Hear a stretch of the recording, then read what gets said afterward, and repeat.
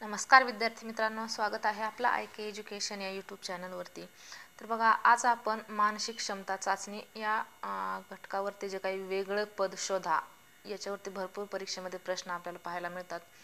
जास्तीत जास्त नवोदय प्रवेश परीक्षा जी काही 5वीच्या विद्यार्थी देतात इयत्ता 6वी मध्ये प्रवेश करण्यासाठी, तर त्या विद्यार्थ्यांसाठी हा व्हिडिओ अत्यंत महत्त्वाचा आहे। सर्वांनी व्हिडिओ शेवटपर्यंत पहा, व्हिडिओ कुठेही स्किप करू नका, कारण नवोदयची तयारी करणाऱ्या विद्यार्थ्यांसाठी आजचा हा व्हिडिओ खूप महत्त्वाचा असणार आहे।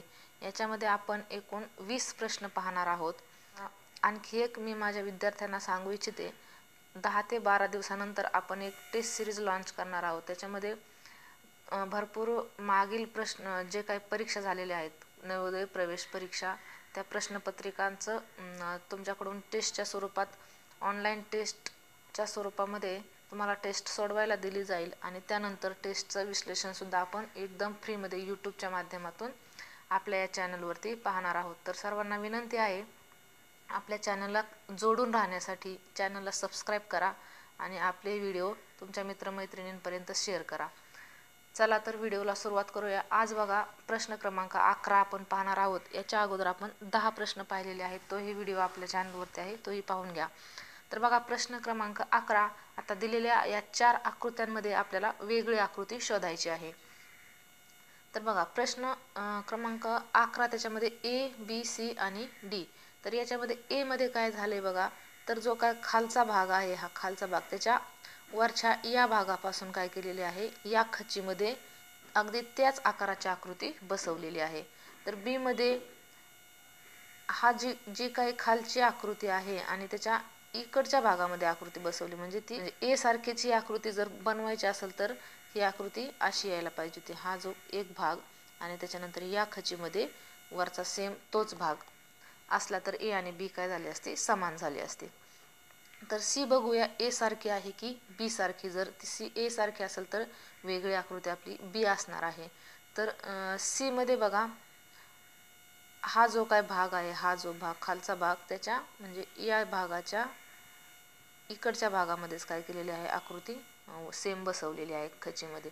त्याच्यानंतर D मध्ये सुद्धा काय केलेलं आहे, इकडच्या भागामध्ये आकृती बसवलेली आहे। म्हणजेच आपलं पर्याय क्रमांक काय आहे, वेगळं। तर पर्याय क्रमांक A ही काय आकृती, वेगळी आकृती आहे। तर या प्रश्नाचं उत्तर काय येईल, पर्याय क्रमांक A। चला प्रश्न क्रमांक 12 पाहूया। बघा, आता प्रश्न क्रमांक 12 मध्ये काय दिलेलं आहे, तर याच्यामध्ये जो काही आतला भाग आणि त्याच्या बरोबर बाहेरचा भाग, हे दोन्हीही भाग कसे आहेत, आकृत्या समान आहेत। त्याच्यानंतर B मध्ये सुद्धा आतला त्रिकोण आणि त्याच्या बाहेरील बाजूने सुद्धा एक मोठा त्रिकोण। C मध्ये सुद्धा काय, आतल्या बाजूला छोटा त्रिकोण, बाहेरच्या बाजूला मोठा त्रिकोण, म्हणजे A, B, C या समान आहेत। तर D मध्ये काय दिलेलं आहे, आतल्या बाजूला त्रिकोण आणि बाहेरच्या बाजूला वर्तुळ, म्हणजे ह्या काय आहेत, दोन आकृत्या भिन्न आहेत। म्हणजेच आपल्या प्रश्नाचं उत्तर काय आहे, D ह्या प्रश्नाचं उत्तर। ओके, चला प्रश्न क्रमांक 13 पहा। आता या आकृत्या A, B आणि C आणि D या चारही आकृत्या एकदम आपल्या एका नजरेच पाहिल्याच्या नंतर काय दिसते, तर सर्व समान आहेत। परंतु ह्या आकृत्या एकतर घड्याळाच्या दिशेने फिरवलेल्या असतील किंवा घड्याळाच्या विरुद्ध दिशेने फिरवलेल्या असल्यास काय होईल, त्याच्यामध्ये थोडासा काहीतरी डिफरन्स एका आकृतीमध्ये आपल्याला पाहायला मिळेल आणि तेच काय आपल्या प्रश्नाचं उत्तर असणार आहे। तर बघा, आकृती क्रमांक 1 ज्या पद्धतीची रचना केलेली आहे, तिला आकृती क्रमांक B सारखं बनवा, फिरवा, किंवा B ला A सारखं। तर आपण आकृती क्रमांक जी A आहे, ह्या B ला काय करूयात, A सारखं फिरवून पाहूया।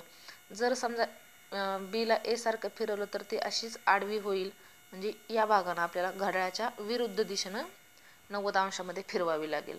तर काय होईल, जर अशी B आकृती अशी फिरवल्याच्या नंतर ही पूर्ण अशी आडवी होईल। हा जो भाग आहे, हा जो भाग, तर हा वरच्या बाजूला राहील आणि हा भाग काय जाईल, इथं खालच्या बाजूला जाईल, म्हणजे हा भाग इथं येईल। ही जो काय कोण आकृती काढलेली तो काय होईल, तर इथं येईल, म्हणजे ही रेषा अशी येईल आडवी, आणि हा भाग हा खालच्या बाजूला जाईल, म्हणजे ही रेषा इथं येईल आणि प्लसचं चिन्ह जसंच्या तसं राहील। म्हणजे जर आपण B ला A सारखी फिरवली तर आकृती ए आणि बी मध्ये काय दिसतंय आपल्याला वेगळेपणा दिसतोय, कारण एच्या खालच्या बाजूची रेष मधली जी काही कर्णरेषा आपण म्हणतो तिला, ती खालच्या कोनातून वरच्या कोनात काढलेली आहे. तर याच्यामध्ये काय होतंय ते घड्याळाच्या विरुद्ध दिशेने फिरवल्यानंतर बी मध्ये काय होतंय तर ती रेषा वरच्या बाजूनं अशी खालच्या बाजूला येते. म्हणजे ए आणि बी मध्ये वेगळेपण आहे, परंतु आपलं उत्तर अजून फिक्स झालेलं नाही, ए आहे की बी, या दोन्हीपैकीच आपलं एक काय असणार आहे उत्तर असणार आहे. तर सी ला काय करूयात आपण, आता सी ला बी सारखं बनवून पाहूयात. जर सी ची आकृती बी सारखी बनली तर आपलं पर्याय क्रमांक काय आहे तर ए हे प्रश्नाचं उत्तर असेल. तर बघा आता सी जी आहे तिला जर बी सारखं बनवलं तर ती अशी उभी आकृती होईल, उभी, आणि हा जो भाग आहे हा कोण हा या बाजूला जाईल आणि हा कोण या बाजूला येईल. मग हा जो कोण आहे तो या बाजूला गेल्याच्या नंतर ती रेषा कशी होईल तर ही अशी रेषा होईल, म्हणजे ही अशी रेषा होईल. तर बघा आता जी काय आकृती बी आहे आपली, त्या आकृती बी सारखी ही आकृती बनलेली नाही. आकृती बी मध्ये ही रेषा काय आहे तर अशी ह्या बाजूने या बाजूने दिलेली रेषा आहे. म्हणजेच आकृती ए आणि सी समान आहेत, तर वेगळी आकृती कोणती आहे, बी ही वेगळी आकृती आहे. म्हणजेच पर्याय क्रमांक बी या प्रश्नाचं काय आहे उत्तर आहे. आय होप तुमच्या लक्षात येत असेल. आकृत्या या घड्याळाच्या काट्याच्या दिशेनं किंवा विरुद्ध दिशेनं फिरवून पाहायची, जी आकृती आपल्याला वेगळी वाटेल ते या प्रश्नाचं उत्तर असेल. तर आता प्रश्न क्रमांक 14 पहा, याच्यामध्ये काय दिलेलं आहे तर याच्यामध्ये जे काय आकार आहेत ते सगळ्यांचे समान आकार आहेत, परंतु ते आकार एकमेकांना काय करतात छेदतात. बघा पहिल्या आकृतीमध्ये या ठिकाणी एक छेदलं जाते आणि या ठिकाणी म्हणजे एकूण 2 छेद आहेत. तर आकृती बी मध्ये काय फक्त या ठिकाणी ही आकृती एकमेकांना छेदते, म्हणजे छेद एकच आहे. आकृती सी मध्ये पण इथे एकदा छेदते आणि या ठिकाणी एकदा, दोन आकृत्या एकमेकांना छेदतात. तसेच आकृती डी मध्ये सुद्धा काय आहे तर ही आकृती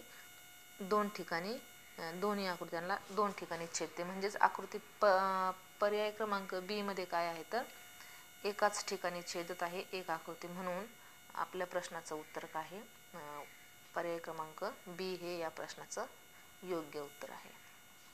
प्रश्न क्रमांक 15 मध्ये काय दिलेलं आहे तर आतला जो काही रंगवलेली आकृती आहे, म्हणजेच ही रंगवलेला जो काही गोल आहे किंवा रंगवलेली आकृती आहे, तर त्याच आकाराची आकृती काय झालेली आहे तर त्याच्या बाहेरच्या बाजूला काढलेली आहे. म्हणजे बघा आता आकृती क्रमांक बी मध्ये हा जो काय वर्तुळ गोल केलेला आहे आणि त्याच्या बाहेरच्या बाजूला सुद्धा काय आहे तर वर्तुळ, एक आकृती सोडून दुसरी बाहेरची आकृती.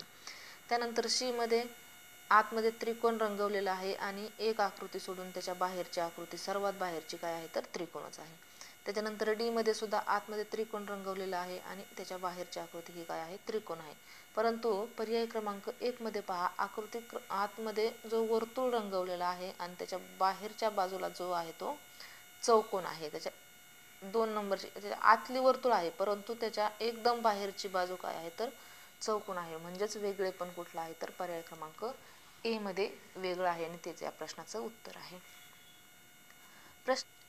आकृती क्रमांक ए, सी आणि डी पहा.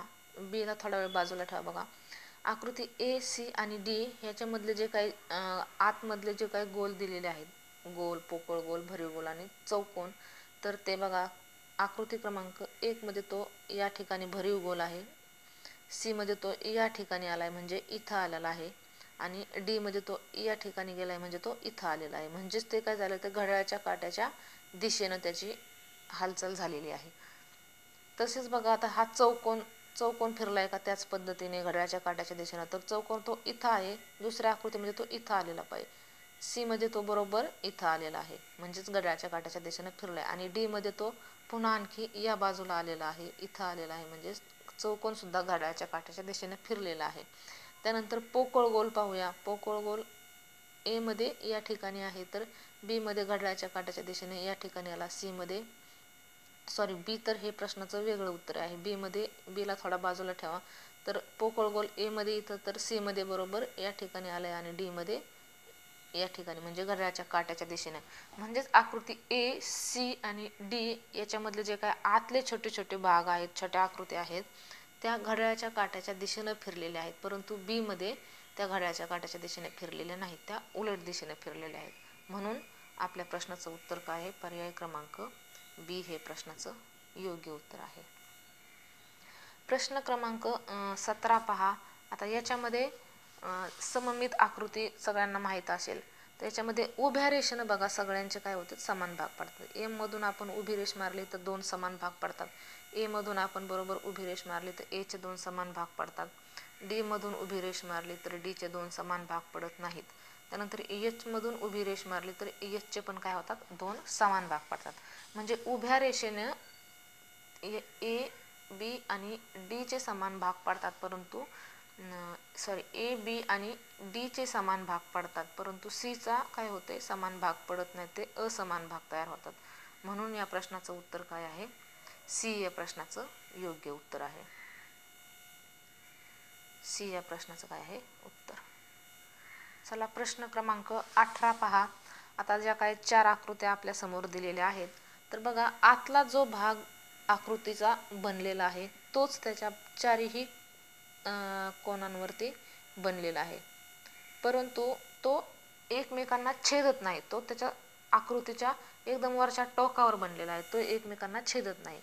तर आकृती क्रमांक बी मध्ये बघा जो काय आतला त्रिकोण बनलाय, त्याच्यानंतर तो सुद्धा काय आहे? त्याच्या तिन्ही कोनांवरती अगदी छोटे छोटे 3 त्रिकोण बनलेत आणि ते हे आतल्या त्रिकोणाला छेदत नाहीत.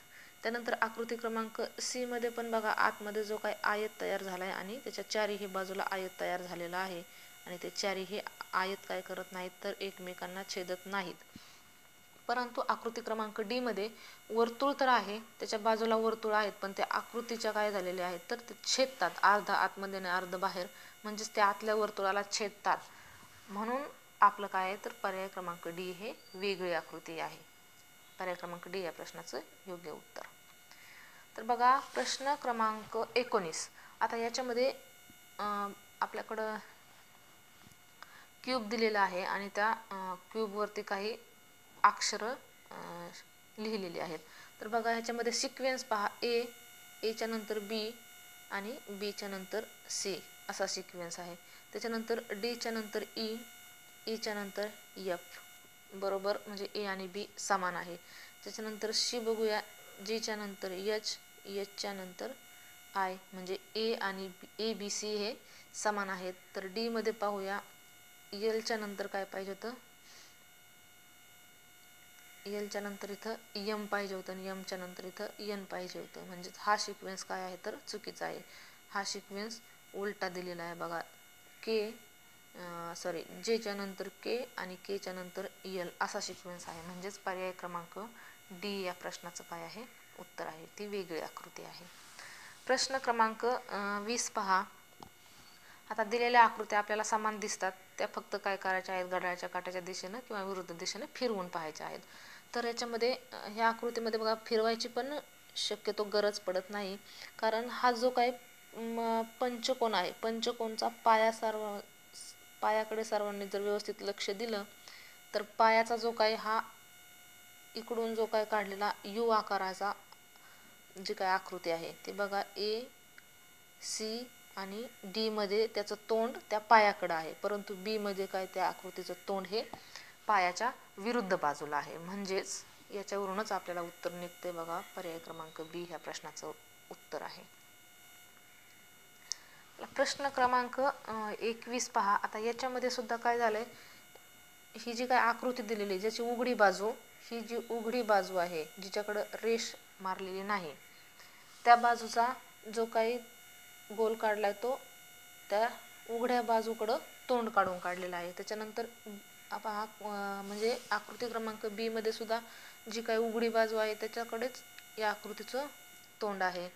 त्याच्यानंतर सी मध्ये मात्र काय आहे? त्याचं तोंड या उघड्या बाजूकडे नसून विरुद्ध बाजूला आहे आणि डी मध्ये सुद्धा काय आहे? या आकृतीचं तोंड उघड्या बाजूकडे आहे. म्हणजेच पर्याय क्रमांक सी या प्रश्नाचं काय आहे? तर उत्तर वेगळं म्हणजे वेगळं पद आहे आणि तेच आपल्या प्रश्नाचं उत्तर आहे. तर बघा प्रश्न क्रमांक 22 पहा.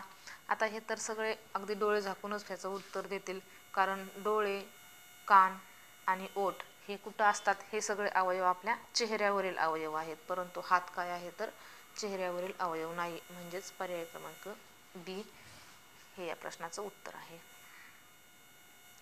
प्रश्न क्रमांक 23. आता याच्यामध्ये सुद्धा सगळ्या आकृत्या समान दिसतात. आकृती समान दिसले तर आपण काय करणार, तिला घड्याळाच्या दिशेनं फिरवून पाहणार किंवा विरुद्ध दिशेनं फिरवून पाहणार. जर आकृत्या समान असतील, ज्या समान आहेत ते आपल्या प्रश्नाचं उत्तर नसून जे वेगळी आहे ते आपल्या प्रश्नाचं काय असणार आहे, उत्तर असणार आहे. तर बघा प्रश्न आकृती क्रमांक ए मध्ये पहा. ए ची आकृती जी आहे ती अशी बनलेली आहे. म्हणजे हा यम इथं तयार झालेला आहे. त्या यमच्या बाजूला हा सुरुवातीला फी तयार झालेला आहे. तर आकृतीला बीला ए सारखी जर आपण घड्याळाच्या काट्याच्या दिशेनं विरुद्ध दिशेनं 90 अंशामध्ये फिरवली तर बघा तो बी कसा तयार होईल. हा जो आहे तो सुरुवातीला यम तयार होईल आणि ही बाजू वरती जाईल, म्हणजे इथं फी तयार होईल.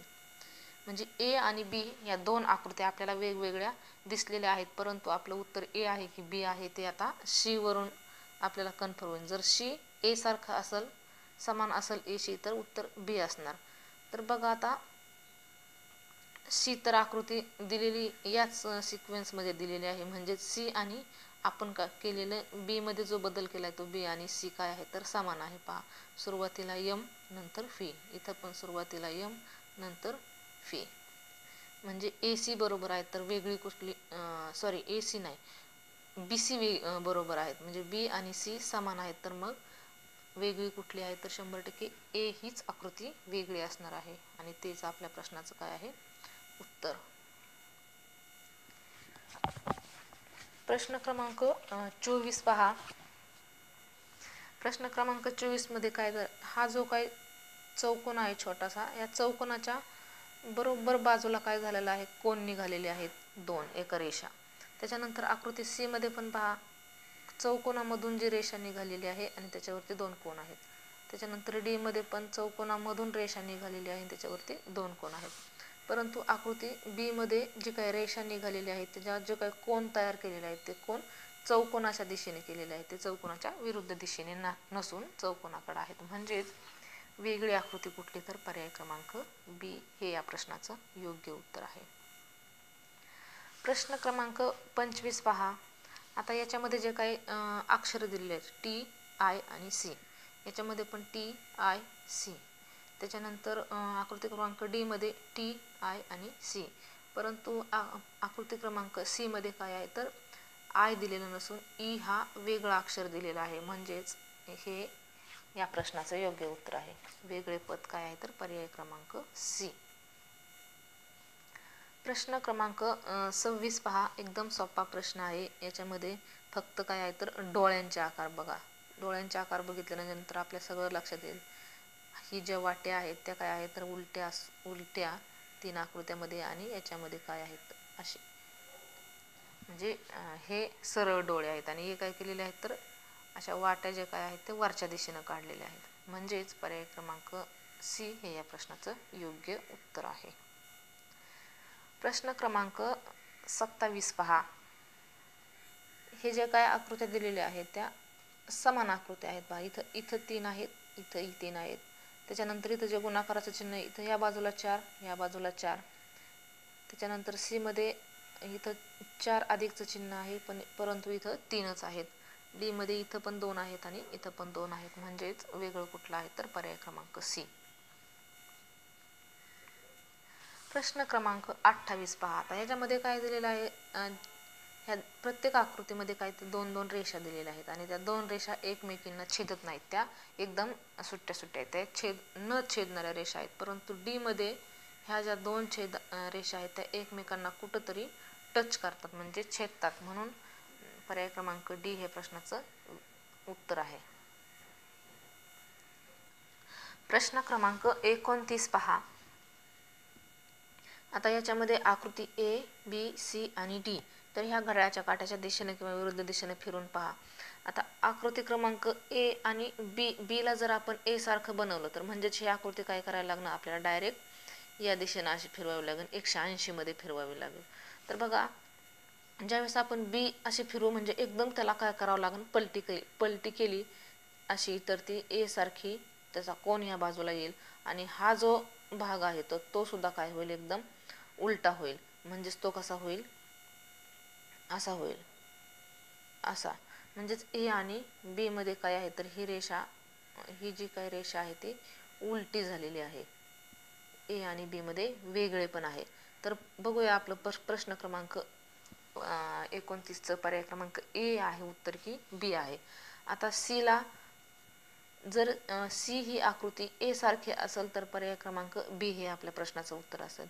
तर ए ला बघा सी सारखं केलं तर म्हणजे या कोणामध्ये जर फिरून बघितलं तर ते सुद्धा काय होईल, अशा पद्धतीची आकृती होईल हे, आणि हा जो कोन आहे तो जसाच तसा असा राहील, जसाच तसा असा राहील. म्हणजे ए आणि सी काय आहे तर समान आहे. बघा यांचा सुद्धा हा असा कोन आहे. ए आणि सी काय आहे तर समान आहे आणि वेगळं काय आहे, बी. म्हणजेच पर्याय क्रमांक बी हे या प्रश्नाचं काय आहे, योग्य उत्तर आहे. प्रश्न क्रमांक 30 पहा. आता हा तर एकदम सोपा आहे सगळ्यात.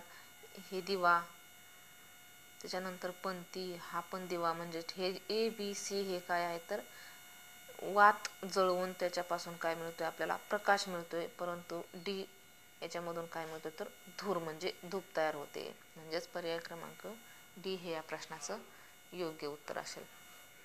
तर बघा, अशा पद्धतीने आपण एकूण 20 प्रश्न पाहिलेले आहेत. आकृतीमधून वेगळे आकृती ओळखा, अशा पद्धतीचे भरपूर प्रश्न बुद्धिमत्ता या विषयावरती नवोदय परीक्षेमध्ये आपल्याला पाहायला मिळतात.